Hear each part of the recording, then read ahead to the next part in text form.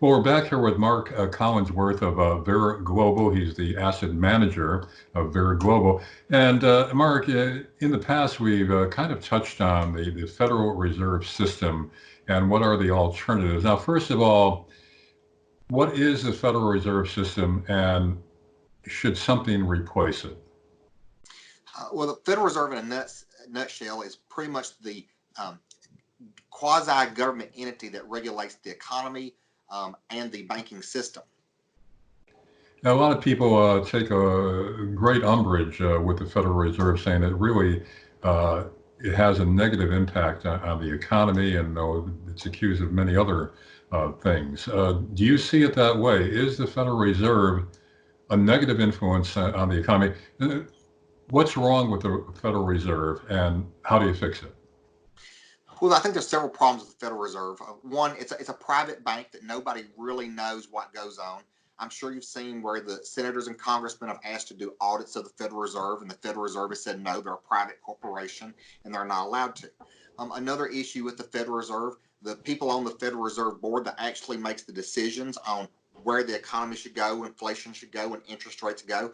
Those people really, most of those people are academics. They have no real world experience working in the actual financial sector. They're basically appointed by the president of the United States. And just What? looking at Go ahead. oh, Go ahead. and just look at the history of the Federal Reserve. The Federal Reserve came into existence in 1913. If you look at since the Fed has been in existence since 1913, we've had hyperinflation, double digits. If you remember the 1970s, we've had more stock market crashes, 87, 74, 1990, 2008 housing bubble. We've had more economic stock market crashes and volatility since the Federal Reserve came in existence. Looking back from 1913, we've had fewer. So you attribute that to the Federal Reserve. Now, how are they to blame? How is the Federal Reserve to blame for what you just mentioned about what's going on with the economy? Well, there's two answers to that, Larry. I think my answer to that, from just looking at that from the academic world, is again you have just a small group of seven people trying to determine where everything should go, currencies, unemployment, and all that stuff. If they make a mistake, as they did in 2008, it can have a major impact. Um, Flipping over to more of what they consider the conspiracy side of it is that the major banks like J.P. Morgan, Goldman Sachs, they're the actual real owners of the Federal Reserve because it is a private corporation and there is stock issued to owners in the Federal Reserve.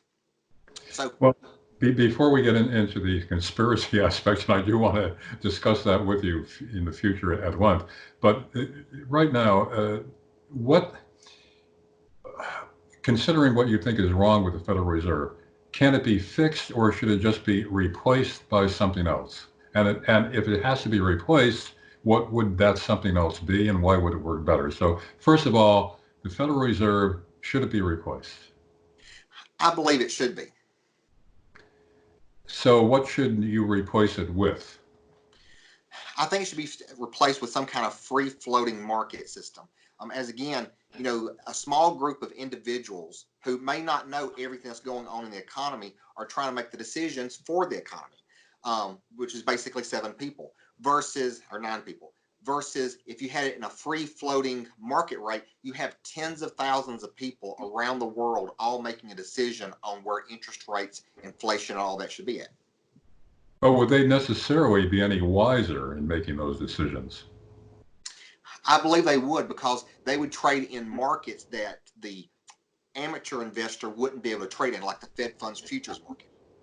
Well, I don't know that much of the history of the Federal Reserve, but I recall reading that part of the reason why they were able to establish the Federal Reserve, even though there was a lot of manipulation by the robber barons and the very rich and wealthy people at the time, but part of the reason why they got it through Congress was that there were failures when the government was running the central bank. Is that the case?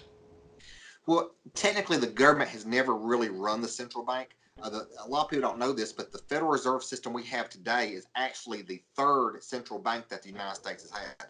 The first two central banks failed because of corruption, theft, and there was also political influence. The prior Federal Reserves, the first bank and second bank of the United States, actually were using their influence to help elect certain officials into the government. Well, what was the difference between those original banks that the Federal Reserve replaced, the difference between that and the Federal Reserve in terms of operations and what they do? The first banks of the United States were actually chartered by the U.S. government. So in the process of charting those, the government actually had the full power to actually shut those down, and that's actually what happened with the first bank. The charter, which was a 20-year charter, just expired. The government didn't renew their contract. The second Bank of the United States, Andrew Jackson, he allowed the charter to expire. The difference between those two and this one is this Federal Reserve has no charter. It will actually last into indefinitely. Okay, but again, what was the main difference in how they operate? And again, what would you replace it with? There was really no difference in how they operated then and how they work today. They were run by people who we really aren't sure who was running them. I guess the only really main difference is the Federal Reserve we have today. There's actually stock issued, and under the Federal Reserve Act of 1913, it's actually against the law to actually name the actual stockholders of the Federal Reserve. Interesting. Very interesting. But so you're confident that if the Federal Reserve was dumped into the ash heap of history, there would be a better replacement for it that would work much better for the economy and for most people in the U.S. Correct. You got to remember the current Federal Reserve system we have today. There was actually an economy that was actually thriving prior to the creation of this Federal Reserve. So, well, tell us about the differences there. And why was that economy thriving and why did it stop thriving under the Federal Reserve? Well, we have to get back into the conspiracy theory side of this. Okay. The Federal Reserve was actually created. They actually used what was called the market panic of 1907 as the basis to create the Federal Reserve. The market panic of 1907, the stock market actually crashed about 54% in one day. A bunch of bankers, J.P. Morgan being one of them, not it was J.P. Morgan the bank, but J.P. Morgan the individual as well that the bank is named after, intervened into the financial system and actually added liquidity to the markets to help stabilize them. Then J.P. Morgan then went to the government and said, "Hey, you shouldn't rely on the private banking sector to fix market corrections. You should create a government entity to actually fix market sell-offs." But there again, the Federal Reserve is not a government entity. It is completely owned by whoever owns the stock in the Federal Reserve. So how were they able to sell it to the government? They used the crash of 1907, which there is some evidence that J.P. Morgan, even though he came in to save the markets from 1907, there is some slight evidence he may have actually been the person that caused the crash of 1907 to occur. So, go ahead. Go ahead. Oh no, please go ahead. No, go ahead. Go ahead. You were saying the crash of 1907 was part of what got this rolling. Correct, and that basically what's created what's on Jekyll Island at J.P. Morgan's home. Bankers from both the United States as well as banking organizations from Europe actually attended the meeting at Jekyll Island. And of course, people have always theorized since the Federal Reserve documents were drawn up there at Jekyll Island that the people that attended the meeting are actually probably have some kind of invested interest in the actual Federal Reserve. Another interesting thing on this, one of the people they actually suspect being one of the owners of the Federal Reserve is actually the Rockefeller family, as J.D. Rockefeller. People always think that J.D. Rockefeller made his money in the oil market, but J.D. Rockefeller was also the original founder of the Chase Manhattan Bank, which was eventually bought out by J.P. Morgan. Well, when you say that people behind it, do we really know who owns the Federal Reserve? We do not. Why is that? First, the Federal Reserve, the Federal Reserve Act of 1913 does not allow for the names to be mentioned. Now, if you go to the Federal Reserve website and you actually ask, and this question has been asked to Federal Reserve governors as well as on the Federal Reserve site, they say the stock ownership actually belongs to the Federal Reserve banks in the United States. But again, the Federal Reserve is not owned by the government. So when you say the the Federal Reserve banks in the United States own the stock to it, again, who then is the actual owner of it? Well, couldn't we tell by who owns the stocks? The stocks are private. They're privately held stocks. It's just like, before Facebook was public, it was a privately owned company. So in other words, the stockholders of the Federal Reserve banks are unknown to the public, and there's no way that we could have it disclosed. That is correct. That would appear to be outrageous. I mean, how how does something like this come about and continue? That has gotten into one of the big conspiracy theories on the Federal Reserve. The way that was actually pushed through is actually pushed through when most of the congressmen and senators actually had already gone home for Christmas vacation. It was pushed through with a very small number of people actually voting in Congress for to pass the act. How many Federal Reserve banks are there across the U.S.? There are 12 Federal Reserve banks. And we have no idea, nor can we find out who owns the stock and therefore who owns all these Federal Reserve banks. There's no way of knowing that. Who's behind the scenes? Correct. There is no way to find out. I will say this is probably one of the most interesting things if you study on the Federal Reserve. One of the very first Federal Reserve chairman, he was actually a German-born banker. His family actually owned one of the largest banks in Germany. Now, remember, the Federal Reserve was created in 1913, and you had one of the most powerful people from Germany was sitting on the Federal Reserve. Now, what's interesting about this is the United States goes to war with Germany, but you have a person whose entire wealth is based on a banking system in Germany. It seems like to me, if your wealth is based on Germany, why not sabotage the U.S. economy? But he didn't do that. He did everything he could to help the economy, which in turn actually destroyed his wealth in Germany. So what was his other wealth that he was so concerned about, if that kind of makes sense? I'm not sure if I understand that. So what were the pros and cons for him with this? Well, you had a German banker whose family owned one of the largest banking systems in Germany, and he Right, was sitting on the Federal Reserve. right.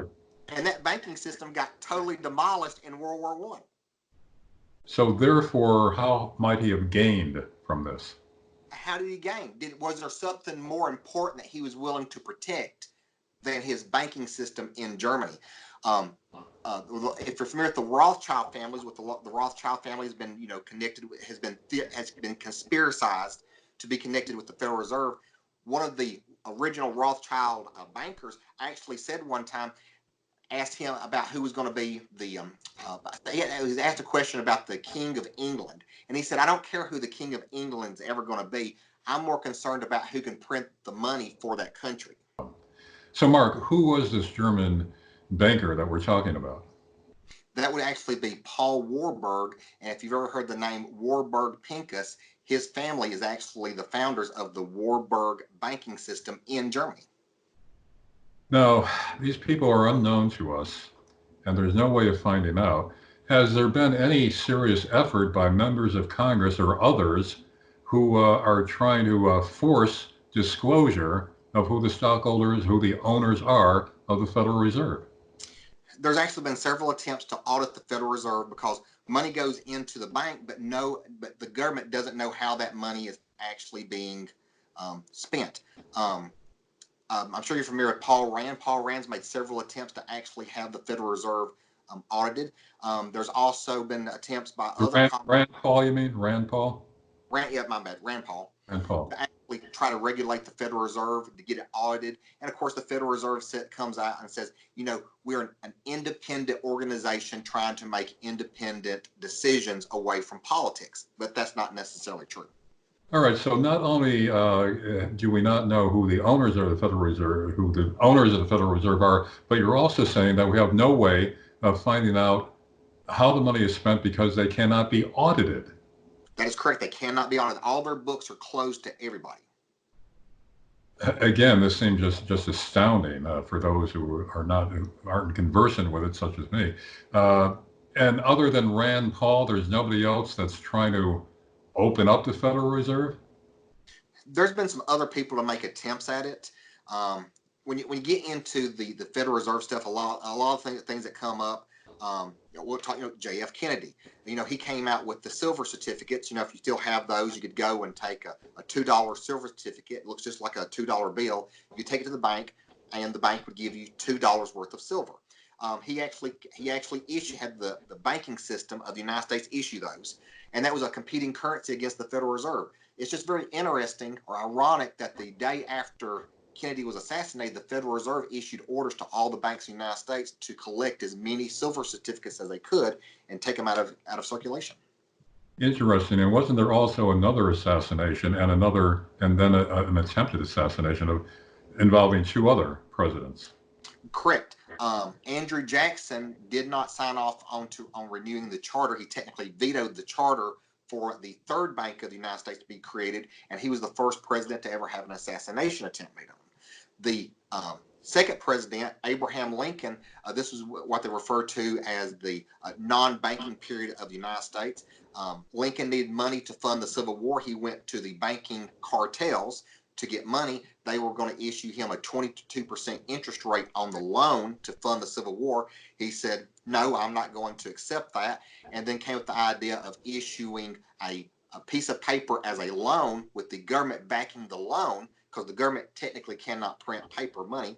And that loan was printed with green paper, with green ink, and hence that's the term greenback came from.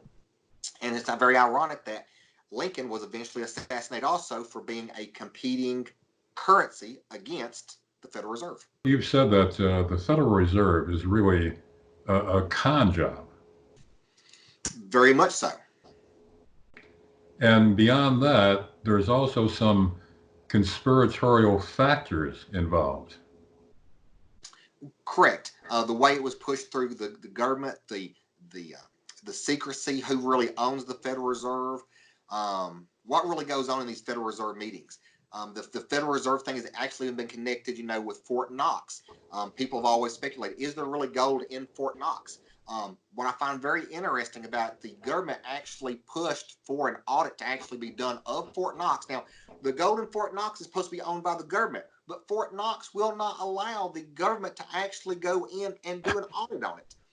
So out of all the years Fort Knox has been around since the 1930s, there's only been one audit allowed. And get a load of this.